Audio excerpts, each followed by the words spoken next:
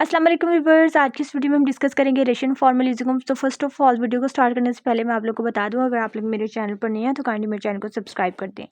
Formalism, the word itself refer to a theory which believes in the primacy of a text. Formalism locates its origin in Russia in the early years of the 20th century, and that's why it is also called a Russian formalism. This movement is associated with two groups, Moscow Linguistic Circle and Roman Opera's Society for the Study of Poetic Language. These two groups who developed some one of the most important formalist concepts and ideas. In formalism, form and structure of a text matters a lot. वो कहते हैं कि एक text की form और structure बहुत matter करती हैं. Just this is called formalism, Russian formalism. It started in Russia in 1910, and it's a critical approach that analyze, interpret, and evaluate the inherent feature of a text. It's not only focused on grammar, sentence, syntax, but also on literary devices. And the formalist approach revealed the importance of a text historical, biographical, and cultural context.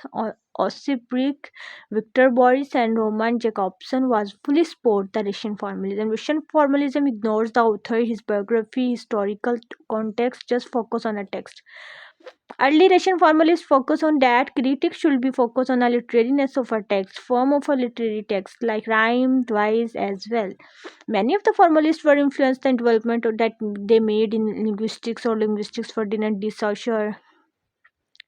Form is important, writer has no importance, ये ऐसे कहते थे Russian formalist.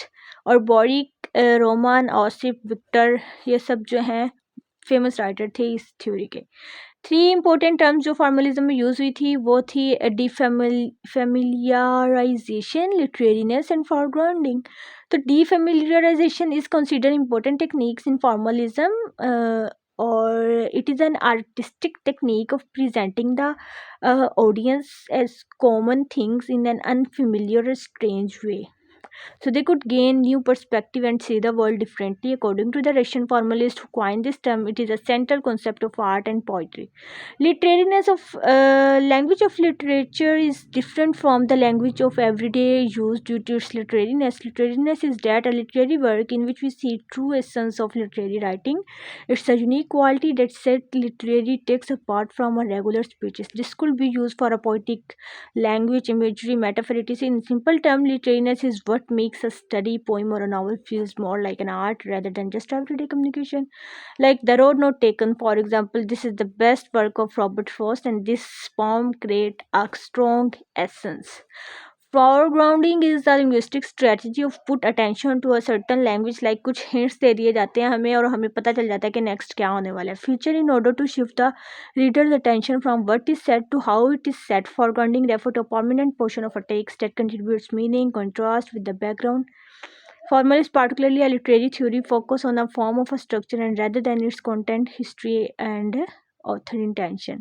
Approaches used by formalists, two main approaches used here: the intention fallacy and effective fallacy.